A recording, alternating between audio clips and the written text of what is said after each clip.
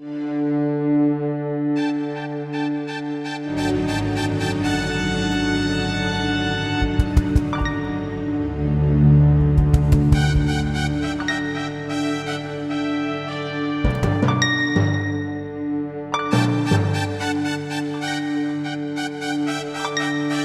guerrilheiro urbano é um homem que luta contra uma ditadura militar com armas, utilizando métodos não convencionais. Um revolucionário político é um patriota ardente. Ele é um lutador pela libertação do seu país, um amigo de sua gente e da liberdade. Carlos Marighella, Manual do Guerrilheiro Urbano.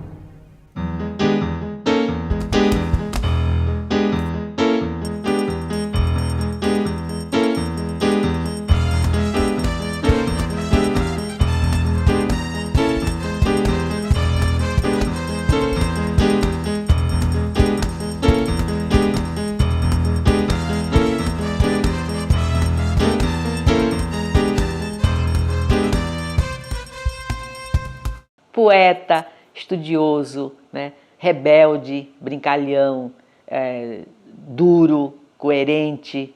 Um homem que, ao mesmo tempo, como estudante, é também um poeta, viu? E faz as suas provas escritas e os seus exames em versos. Ele sabia viver a atualidade, sabia viver os companheirismos, sabia viver o partido, sabia viver politicamente, sabia viver também alegremente. Para mim, o Marighella era um modelo de homem. Tem uma história tão engraçada dele, rapaz, o negócio dos óculos. Eu acho que eu vou contar. Você sabe que na cadeia, ele ficou com a visão afetada porque não tinha luz, né, na cela, e eles ficavam fazendo aquele artesanato lá, né? Então ele ficou com deficiência de visão. Quando ele saiu, ele teve que fazer óculos. E ele odiava os óculos. Não gostava. Mas não tinha jeito, né? Ele estava míope, etc. Então...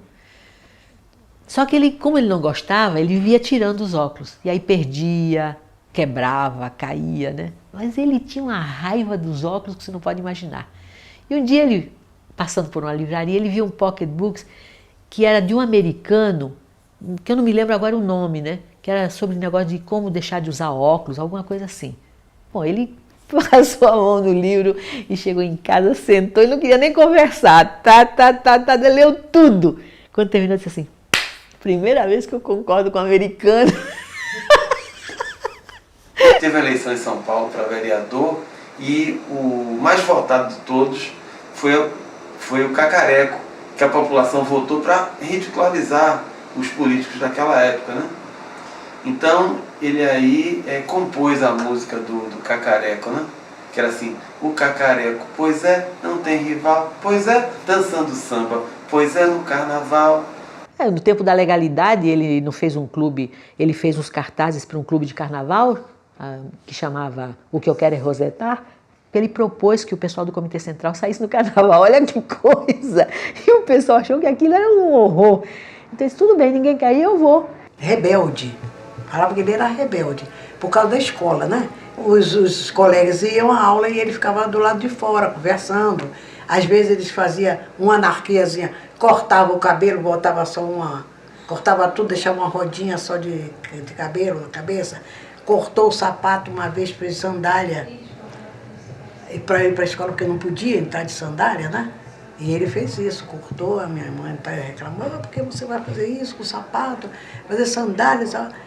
Por que você não pode entrar na escola com sandália, tem que entrar de sapato? Ele falou, mãe, ué, Jesus Cristo andava de sandália, por que eu não posso andar?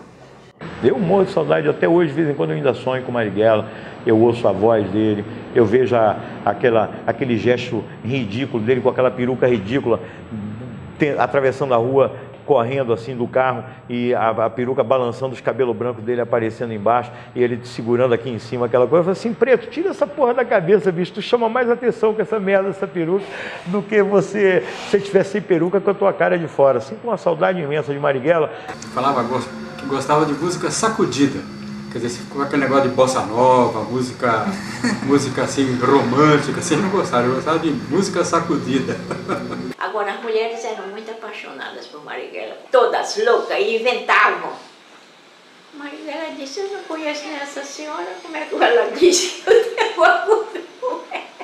Eu acho que o Marighella, ele representa uma síntese de todo um processo de luta, né? Que desde a luta contra o colonialismo, então, depois os negros, os índios, enfim, da classe operária e vem aí, quer dizer, analisando a história, não é só feita de vitórias, também foram feitas de várias derrotas, mas essas derrotas em si, né? Nós não estávamos prontos para vencer, isso está claro, mas deixamos uma marca, né? Um exemplo, enfim, eu acho que é isso. Afinal de contas, quem é você, Marighella? Que dá sua vida por tudo isso. Quem é você? Ele dizia, quem sou eu? Um mulato baiano. Quem sou eu? Sou apenas um mulato baiano. Poucas imagens retratam a vida desse baiano que nasceu em Salvador em 5 de dezembro de 1911. Estudou engenharia sem concluir o curso. Fez serviço militar. Forjou-se rebelde na Rua do Desterro número 9, onde nasceu, na Baixa do Sapateiro, onde viveu. Aderiu ao Partido Comunista em 1932.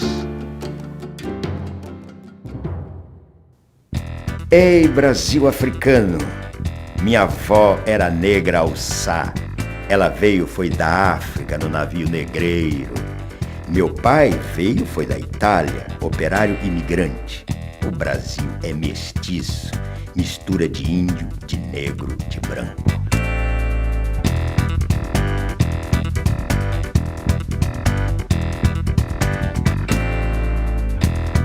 Quem fez o Brasil foi o trabalho de negro, de escravo, de escrava, com banzo, sem banzo. Mas lá na senzala, o filão do Brasil veio de lá, foi da África.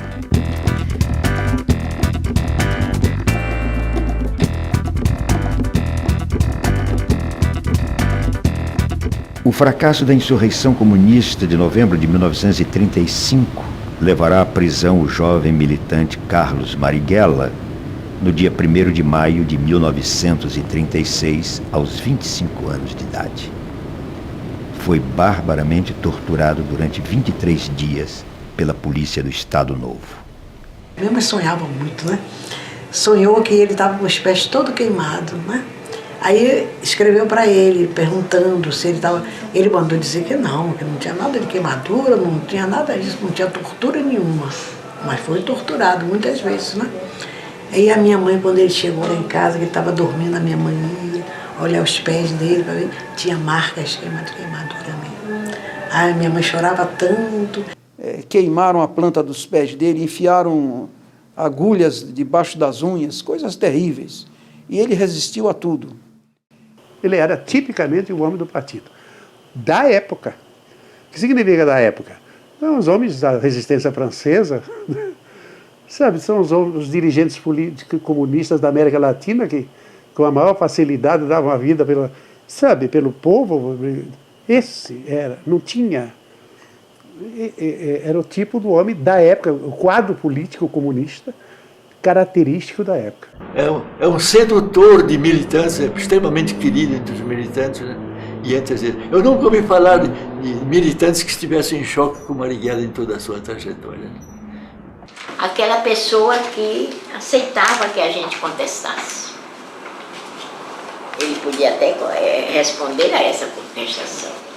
Porque ele dizia, por que nós falamos em crítica e autocrítica e não deixamos as pessoas criticarem?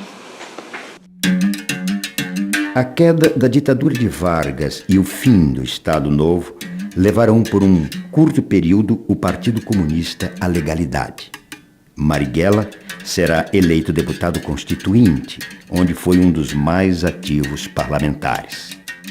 Essa a nós a certeza, e ao povo brasileiro também, de que conseguimos sair do regime dos decretos-leis, que conseguimos sair do regime da opressão, conseguimos sair do regime do arbítrio dos ditadores e do arbítrio pessoal da vontade de um só homem. Resta agora que trabalhemos organizadamente. todos nós, o povo todo o proletariado, que os trabalhadores procurem organizar-se sindicalmente, que o Congresso Sindical dos Trabalhadores possa cumprir as suas finalidades e que, com uma Confederação Geral de Trabalhadores do Brasil, possamos fazer com que esta Constituição, que foi votada numa Assembleia Constituinte, cujos poderes emanaram do povo soberano, possamos assim fazer com que ela seja cumprida e com que seja defendida intransigentemente por todos aqueles que compreendem que o que nos resta é marchar a passos largos para consolidar a democracia em nossa pátria. Muito obrigado, senhor deputado Carlos Marighella, cuja palavra acaba de ser irradiada para toda a nação brasileira no momento exato em que está sendo assinada a nova Carta Constitucional da República do Brasil. Quando ele saiu e foi eleito deputado federal, ele foi no parlamento um revolucionário. Ele usou o parlamento como trincheira de debate, que era a forma de agir naquele momento. Quando voltamos, encontramos um partido comunista legal, anistia, né? Pré-senador, 16 deputados, câmaras de vereadores com maioria de vereadores comunistas, como em Recife, como em Santos, como no Rio de Janeiro e tudo mais, e uma sede legal do Partido Comunista, né? Coisa muito diferente, né, que vamos encontrar. Então eu vou encontrar Marighella como um membro da direção, mas de maneira muito longínqua, porque ele está no parlamento, é aquele jovem parlamentar, viu, inteligente e criativo. Cumpri pena de 7 anos e meio de prisão durante o Estado Novo. Fui anistiado em 1945 e eleito deputado à Assembleia Constituinte como representante do Partido Comunista. Em 1948, fui expulso do parlamento juntamente com os demais membros da bancada comunista, quando já então a Constituição de 1945, elaborada com a participação dos comunistas, estava promulgada e desde o momento da cassação de nossos mandatos, também flagrantemente violada. O Partido Comunista é cassado e Marighella volta à clandestinidade. Será o responsável pelo setor de agitação e propaganda do partido.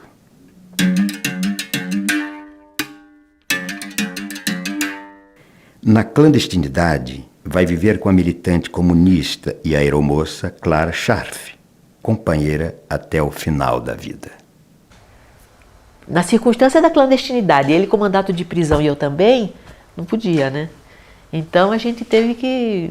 A gente considerou que aquilo era um casamento legítimo, que era o casamento do amor, né? Então não tinha papel nenhum. Mas quem disse a você que tinha fotografia? Menino, não podia ter fotografia de ninguém. Se a polícia chegasse lá, pegava você e pegava as fotos das pessoas da família. Você não podia ter nada. Levava um pouco de roupa quando podia, né?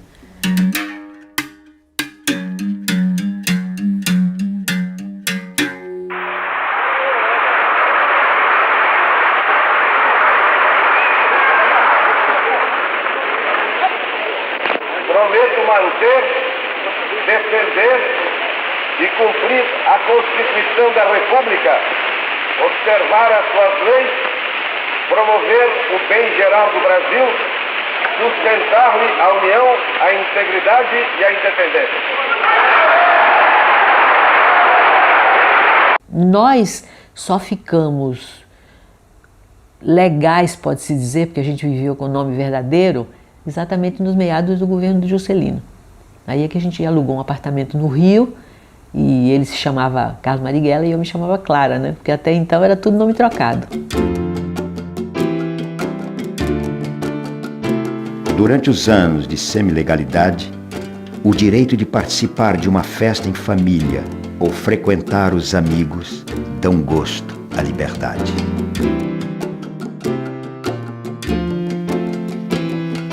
A desestalinização pega Marighella no contrapé. Fica surpreso com a denúncia dos crimes de Stalin. Ele chorou. Uma coisa que difícil de acreditar, né? Marighella chorando, né? Mas ele... isso eu sei porque eu assisti essa reunião. Quando os jornais começaram a publicar a denúncia do relatório do Khrushchev, né? Que era o famoso 20º Congresso do Partido Comunista da União Soviética, os jornais começaram a dar. Eu me lembro do Estadão, né? E todo mundo dizia, imagine, isso é mentira, isso não aconteceu nunca, isso aí é obra do imperialismo, aquelas coisas que a gente dizia, né? Não acreditava em nada, né?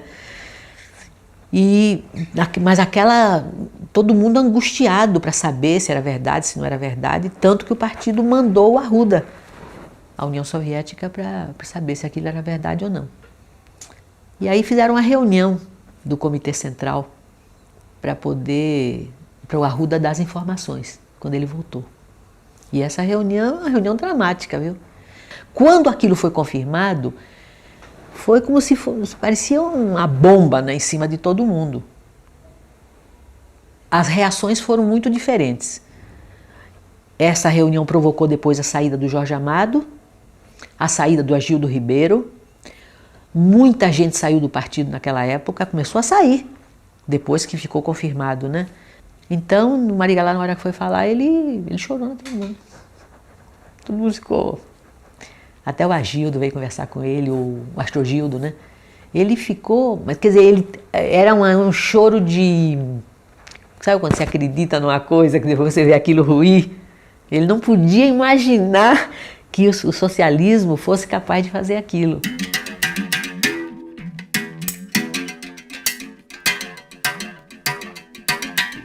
O PCB contava com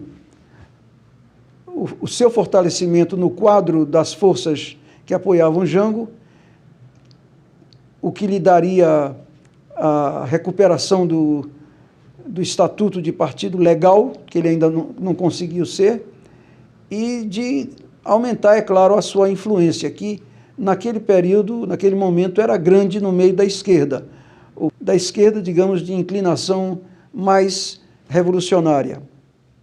Com o alto testemunho da nação e com a solidariedade do povo, reafirma seus propósitos inabaláveis de lutar com todas as suas forças pela reforma da sociedade brasileira, não apenas pela reforma agrária, mas pela reforma tributária, pela reforma eleitoral ampla, pelo voto do analfabeto, pela elegibilidade de todos os brasileiros, pela pureza da vida democrática, pela emancipação econômica, pela justiça social e ao lado do povo, pelo progresso do Brasil.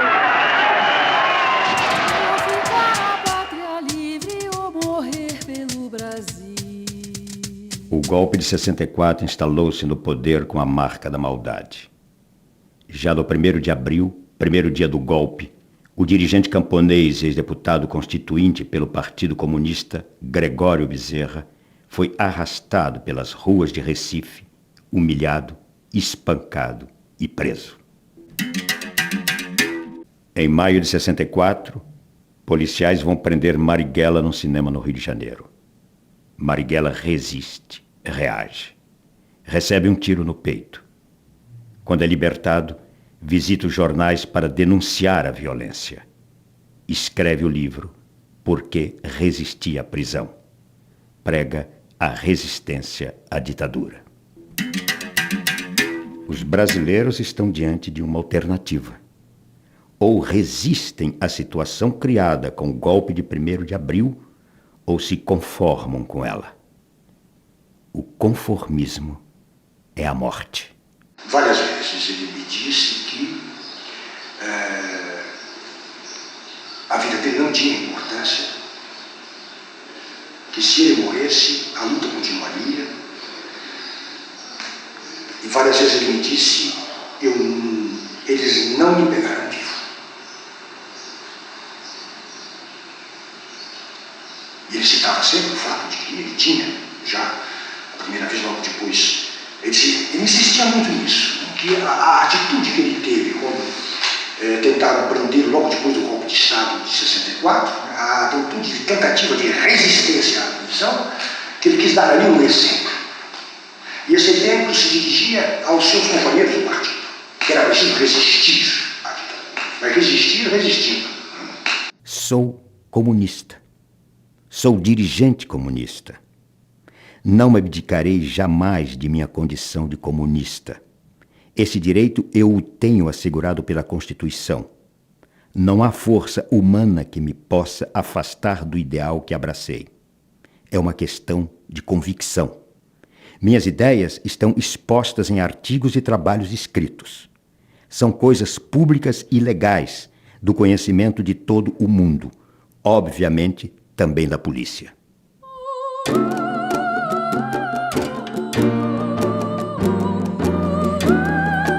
Os anos 50 e 60 marcarão as lutas de independência dos países da Ásia, África e América Latina.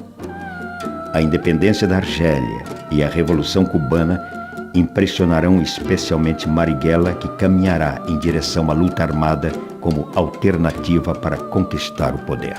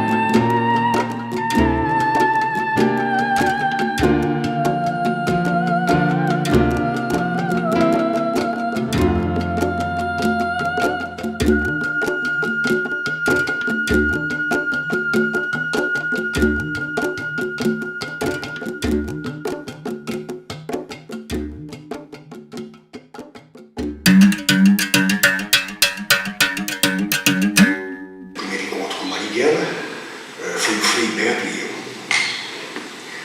Como? Eu fui o primeiro dominicano a ir para a Universidade de São Paulo para fazer filosofia. Que fez com que eu estivesse imediatamente em contato com o meio estudantil, na Maria Antônia, o meio estudantil revolucionário. Que é uma época, inclusive, que o movimento operário foi fortemente reprimido em 64, né? E suas lideranças já eram muito conhecidas, a desestruturação do movimento operário foi muito forte. E o movimento estudantil ele se renova mais rapidamente, ele se aglutina mais rápido. Então a presença dos estudantes na década, principalmente para a segunda metade da década de 60, foi muito forte, né?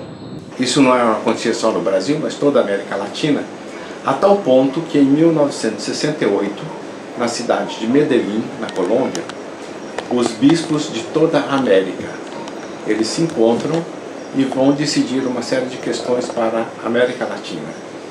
E há um determinado trecho em que se diz que a violência ela pode ser uma saída depois de esgotadas todas as outras possibilidades.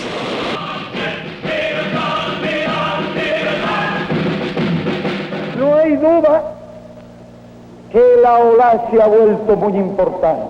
Nos encontramos sentados frente a Marighella, nos hable acerca de la situación actual en su país.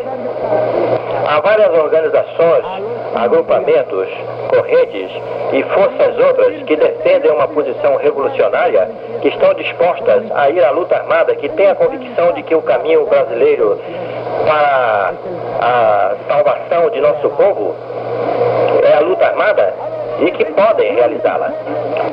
O que é necessário é passar à ação, fazer com que essas forças se coordenem no mesmo sentido e que passem ao desencadeamento da luta, que se preparem, que vão, portanto, à área rural, que é onde nós podemos no Brasil desenvolver a luta, que pode ser apoiada pelos trabalhadores, por todo o povo dentro das áreas urbanas e, nesse sentido, marchar para conseguir a vitória, que no Brasil só poderemos conseguir realmente se juntarmos esse nosso esforço ao esforço de todos os outros povos latino-americanos. Y nuestro saludo a los que en Vietnam, o en Venezuela, o en Guatemala, o en Colombia, o en Bolivia luchan con las armas en la mano, invencibles contra los imperialistas. Volta de Cuba e da Conferência da OLAS e o Comitê Central se transforma no tribunal contra ele. Os elementos mais próximos dele, somos muito poucos, né? Os 6 a 7, né? Dependemos de Marighella de maneira muito ardente, né? Mas ele é afastado do Comitê Central, né? Sem ser afastado do partido, né? E nesse momento ele já prepara a luta armada numa organização independente. Inicialmente ele colocou a Clara na minha casa, na nossa casa, né? A Clara. E depois, posteriormente, eu aluguei um apartamento na Martim Francisco, onde também ele ficava sozinho, né? E às vezes eu ia pegá-lo e eu levava até a minha casa, que era na São Vicente de Paula, onde eu morava com minha mulher, minha filha. O outro apartamento era só um aparelho, né? Às vezes eu levava minha mulher, minha irmã, coisa assim, para o porteiro de noite pensar que era apartamento de viração, porque senão ficava um homem entra e sai sozinho, fica um negócio meio apartamento pequeno, sabe? Era quarto, sala, né? Eu não sei, ele usava uma peruca simplesmente horrível, né? Ele pegou uma peruca de mulher, cortou, né? Quer dizer, de noite não dava para ver, mas de dia realmente era...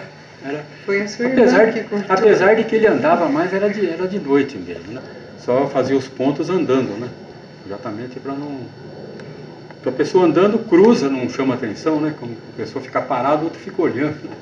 Conversava de música, sei lá, conversava de poesia. Ele gostava muito de fazer, né? Ele gostava do Castro Alves, ele ficava conversando assim. Não fazia grandes discussões políticas, né? A gente fazer uma conversa leve, né? Marighella torna-se uma sombra sem imagens. Vai recrutar jovens estudantes e velhos comunistas para organizar a Ação Libertadora Nacional, ALN. Da minha geração que pegou em armas foi fundamentalmente uma luta contra a tirania, contra a ditadura pelas liberdades democráticas. Esse foi o grande fator de unidade do processo. Tanto assim, eu, por exemplo, nunca fui comunista. Claro que nós estudávamos, líamos o Marx, Engels, todos os Guerra, enfim, Ho Chi Minh, tudo que podia ser. Che Guevara foi um grande inspirador, né, da maioria dos companheiros nossos, né? Mas não havia, por exemplo, o nosso grupo não tinha uma formação, não foi uma dissidência do Partido Comunista como foi o Marighella, né?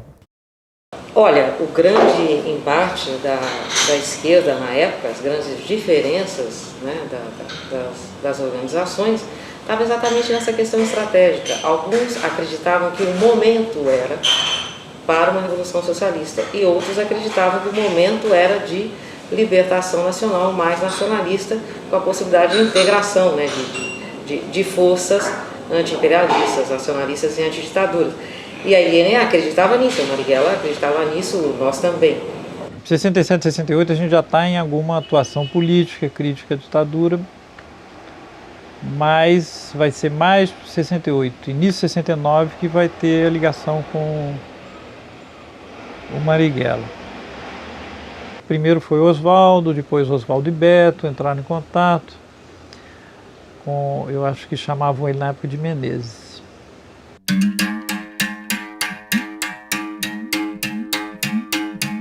Eu entro no GTA, né, que era um grupo tático armado,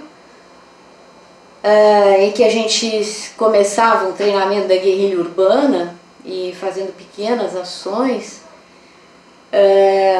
E no final, no começo de 69, a gente já estava fazendo assim ações bastante importantes, ações que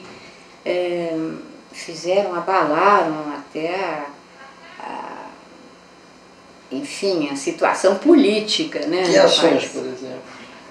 Bom, então, além de expropriações, a ação da Rádio Nacional. Fizemos um planejamento de tomar a Rádio Nacional, aqui em São Paulo. Na época era, como é até hoje, uma das emissoras mais ouvidas, de maior audiência, para a divulgação de um manifesto, e o manifesto foi redigido pelo Carlos Marighella, né? Foi uma ação assim que foi um enorme, foi uma convulsão. Todo o pessoal de esquerda ficou maravilhado, achando que realmente a tomada do poder ia ser no dia seguinte, né? E que se anunciava a ida para o campo. Nós dizíamos tomar a cidade, queimar os títulos de propriedade do cartório de imóvel lá e tal, e fazer aqueles discursos e distribuir panfletos, e o ano da guerrilha rural anunciado e tal, né? Eu cheguei a fazer um curso no Parque da Água Branca para aprender a curtir couro, né?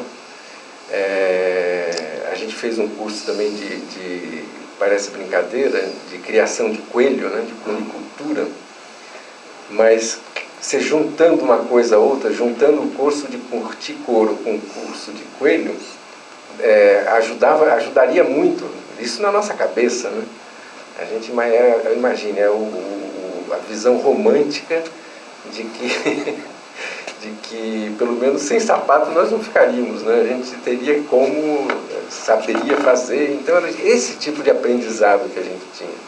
Todas as árvores que o Lamarca tirou de Quitaúna ficaram comigo.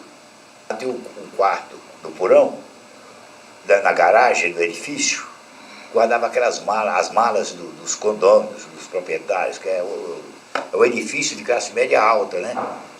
E nesse mesmo quarto estavam todas as dinamites.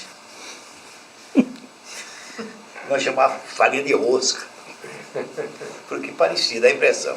Aliás, depois que eu saí, muito tempo depois, quem foi buscar essa dinamite, nós tiramos de lá e levamos para uma chácara, foi a Guiomar. Deixa eu te entregar. A Guiomar e Câmara Ferreira, Toledo. Minha primeira ação foi expropriar essa farinha de rosca aí.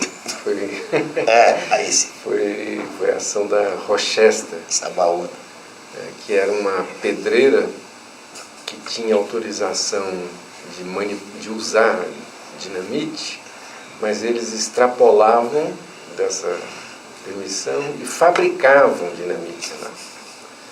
E um belo dia a gente teve essa informação, um belo dia nós fomos lá com um mandado de prisão, de busca e apreensão, né, assinado por um juiz chamado Carlos Marighella.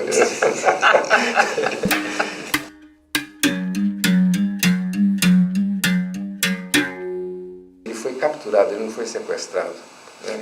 Sequestro é outro tipo de crime, é um crime comum, né? O que nós fizemos ali com ele foi nós capturamos um embaixador de um país aliado e até mais do que aliado de uma ditadura que oprimia a gente. Então nós não participamos do sequestro. E por necessidade militar da ação, nós o capturamos embaixo no Botafogo, subimos logo em seguida um morro na Tijuca, né, para poder fazer a mudança de carro.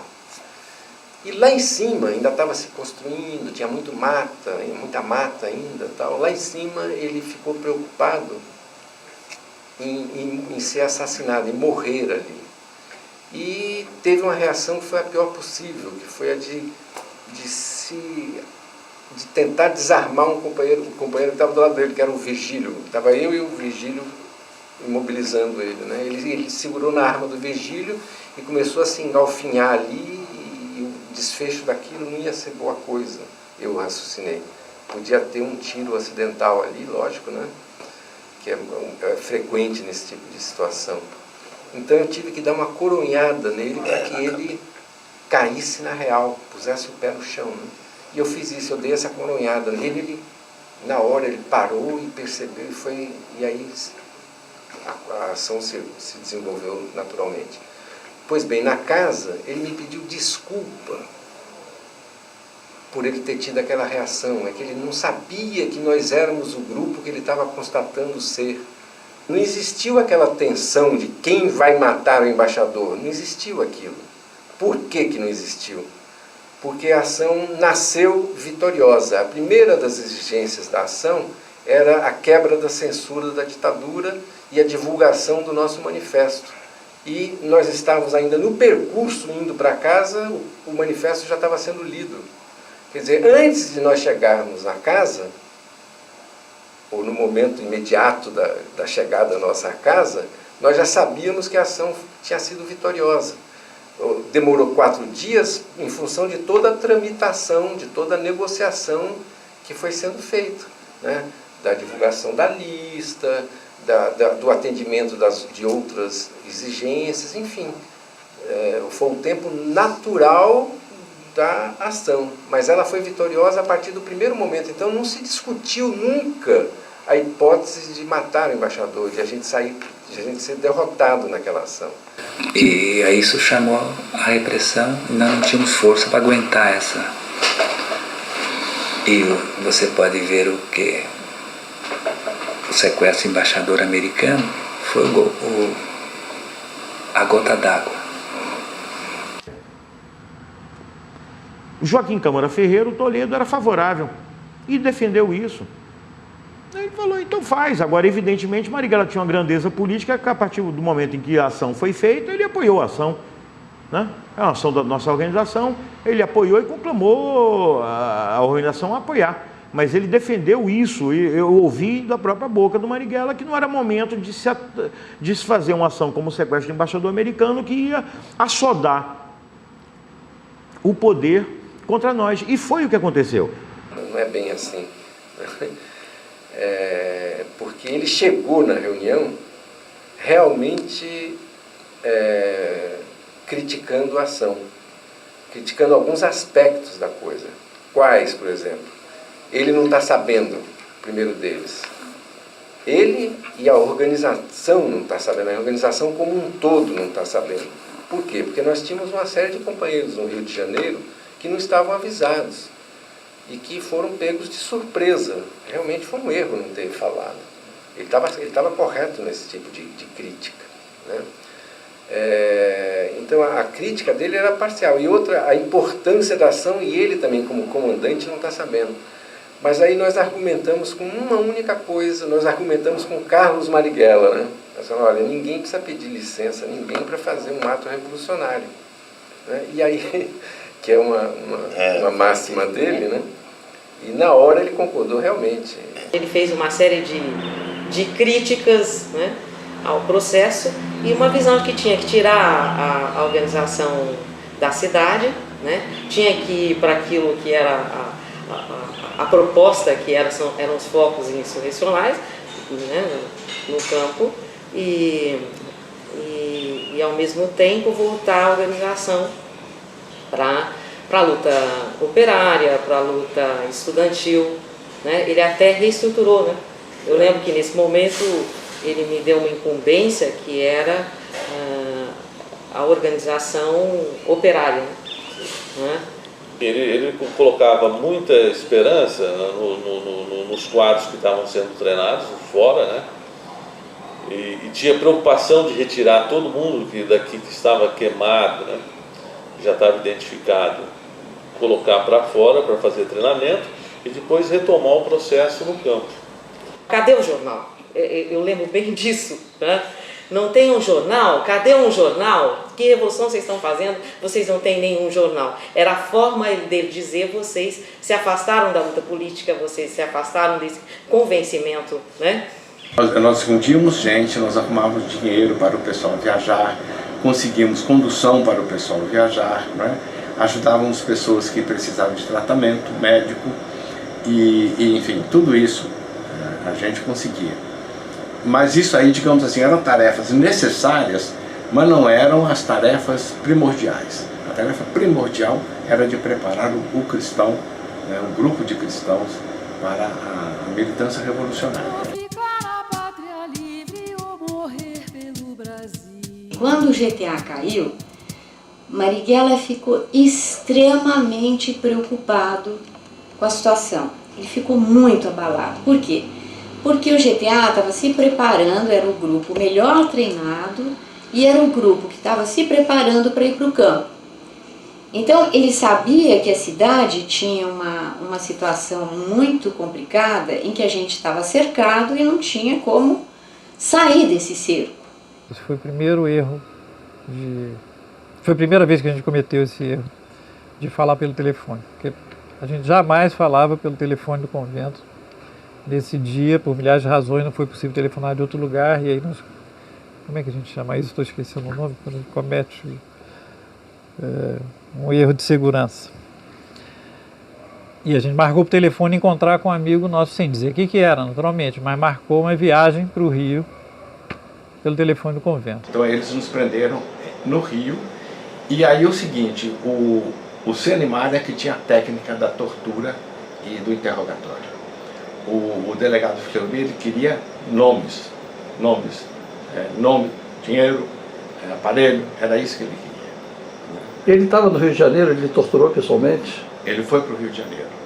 Ele torturou pessoalmente. Sim, ele sim. E o interrogatório começa com vocês, com essa afirmação, vocês são base fixa do Marighella.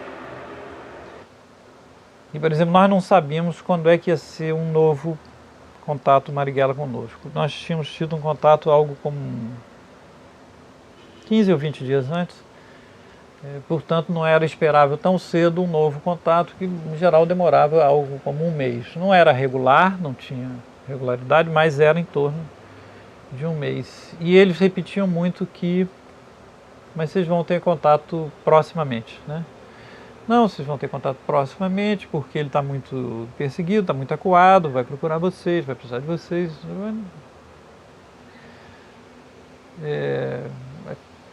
Aquilo parecia totalmente estranho, porque não era essa a nossa impressão. Como é que eles sabem disso? Mas isso, na hora, eu tenho a impressão que parecia, na hora, como fazendo parte do interrogatório normal.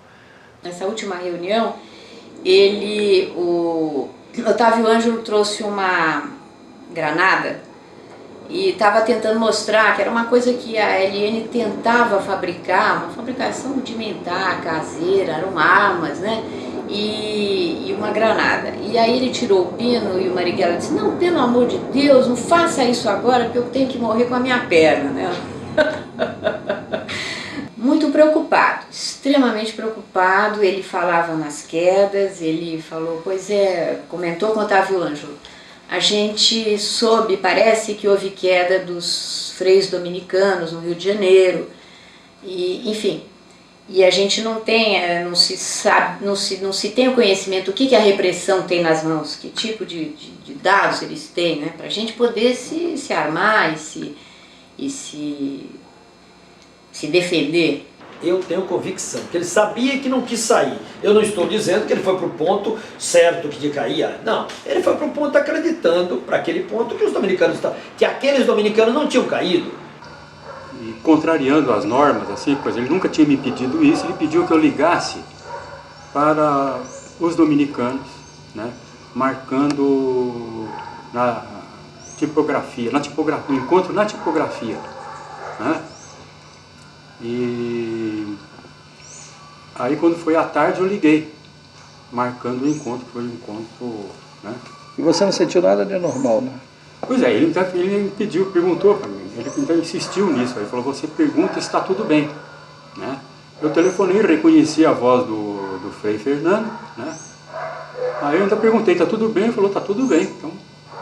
Eu não fui o herói, eu não fui o santo, eu não fui o mártir, eu falei, eu não aguentei na tortura, falei, como a maioria das pessoas falam, né? Agora, o que para mim pessoalmente é convicção, é de que não fui eu que fui o primeiro a falar. Para mim, eu não fui o primeiro a falar. Eu acho muita coisa já apareceu, né, de pessoas que fizeram esse elo de ligação, mas eu acho que ainda falta elementos. Quer dizer, às 8 horas, então, ele teria o ponto com os freis. Eu cheguei um pouco antes, cheguei 8h20, aí eu até fui tomar um chopp, né? Estava uma noite quente, né, novembro, tomar um chopp, aí é que eu vi uma movimentação na Alameda Casa Branca, sabe? Uma movimentação bastante esquisita. Aí eu fui subindo a Alameda Casa Branca, e aí tinha um policial atrás de uma árvore, né? Até eu falei, o que está acontecendo aqui? Ele falou, não, pode voltar, isso aqui é terrorista que está tendo um tiroteio com terroristas que estão escondidos num prédio em construção. Aí tinha uma senhora que estava no portão e falou com um ar bastante compungido, sabe? Falou, olha, mataram o Marighella.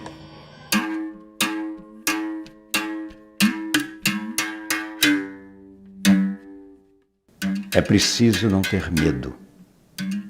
É preciso ter a coragem de dizer. Há os que têm vocação para escravo, mas há os escravos que se revoltam contra a escravidão. Não ficar de joelhos, que não é racional renunciar a ser livre. Mesmo os escravos, por vocação, devem ser obrigados a ser livres quando as algemas forem quebradas. É preciso não ter medo. É preciso ter a coragem de dizer. O homem deve ser livre. O amor, que não se detém ante nenhum obstáculo e pode mesmo existir até quando não se é livre. E, no entanto, ele é em si mesmo a expressão mais elevada do que houver de mais livre em todas as gamas do humano sentimento. É preciso não ter medo. É preciso ter a coragem de dizer.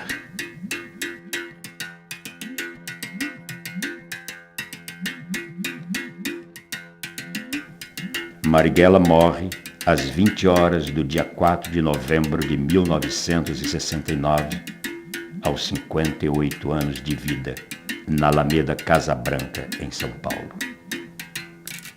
As únicas imagens em movimento de Carlos Marighella até agora conhecidas registram Carlos Marighella morto. A capanga estava com furo, né, que eles atiraram, né, e dentro dessa capanga tinha um aparelho de barbear que ele carregava, né, quando ele saía, e um lápis, uma coisa qualquer lá para anotar. Não sei se tinha algum documento, e um revólver, o tal do revólver que eles diziam que ele tinha dado tiro. E depois foi feita a análise da arma e ficou provado que ele não tinha usado.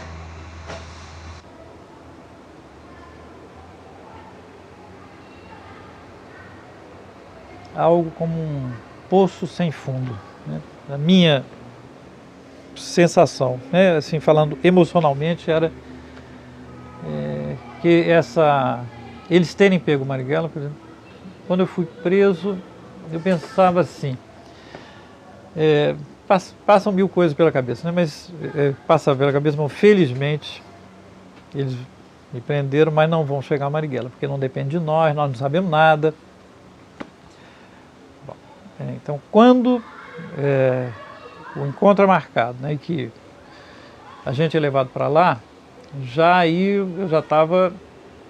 Bom, já estava tenso, obviamente, por mil razões, mas tenso com a possibilidade dele vir mesmo. Então, quando acontece isso, foi assim um desastre, né? Só vivendo no clima da época para a gente... a última coisa que podia acontecer era atingir o Marighella, né? E atingir, né? Através de nós, né? Que a gente serviu de isca mesmo.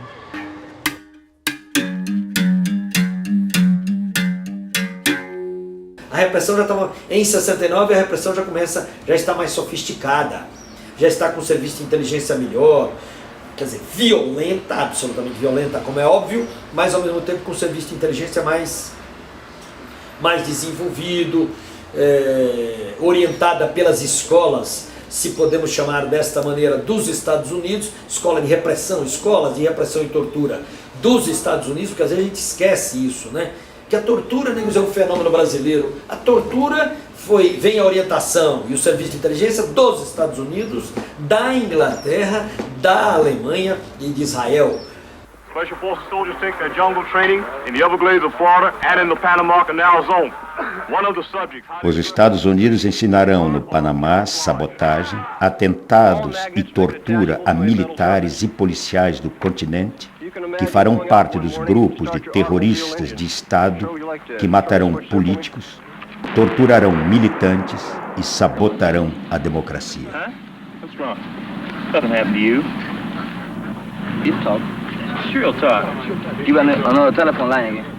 A tortura, ela não é só, ela é moral também, porque eles xingam você de tudo quanto é nome, eles vão dizendo um monte de coisa, eles tentam desestruturar você. Através da tortura física, através do interrogatório, 10 pessoas fazendo perguntas ao mesmo tempo, você não sabe com quem falar, né? E ao mesmo tempo você está levando socos, pontapés, etc. E o choque, principalmente o choque. No momento em que eles faziam uma pergunta, né, eles já davam o choque exatamente para você não concatenar as ideias. Ninguém pode imaginar o que é a humilhação de ser torturado. Não dá para imaginar o que é a humilhação de um outro ser humano te olhando e te fazendo mal, te dando um choque no peito cheio de leite. O que leva um cara a fazer isso? Né? O que leva? Até hoje eu não consigo entender, mas eu não quero conversar com os meus torturadores, eu não quero perguntar, eu não quero saber da vida deles, não é? Militantes políticos presos com vida são devolvidos às suas famílias mortos em caixões lacrados. As imagens revelam as razões e a forma de ação do Estado repressivo. Revelam quem de fato praticou o terror.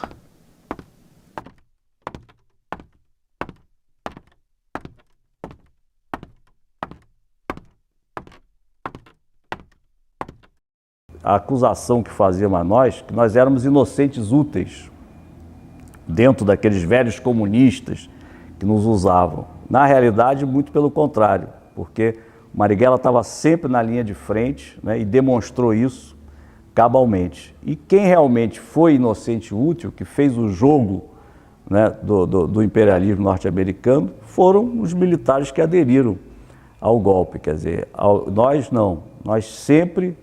O próprio Marighella, quer dizer, que era um comunista, foi um constituinte comunista, ele tinha uma visão de Brasil, de brasilidade incrível. A violência está aí, está aí. É o mar em que a gente nada. Não, hoje, o que falta hoje, eu sinto, é uma proposta política. Porque quem inicia a violência são os ditadores, né? São eles que tomam o poder, usurpam o poder de forma violenta, né? Então a resistência de um povo por liberdade é sempre legítima, né? Tem gente que eu já ouvi dizendo, não, aquilo ali, na verdade, essa geração era autodestrutiva, estava me metendo naquilo como uma forma de autodestruição. Mentira. Se tem uma geração nesse país que não foi autodestrutiva, foi a nossa, que tentou construir alguma coisa. Se você tivesse que refazer tudo, você faria de novo? Faria de novo. Nesse ponto eu não sou... Posso ser um patriota equivocado, mas não sou um arrependido. Vou morrer assim. Se estivesse vivo, Marighella estaria completando 90 anos. Junto ao povo, lutando por pão, terra, trabalho, saúde, educação, cultura. Lutaria por liberdade e alegria para todos. Carlos Marighella, o guerrilheiro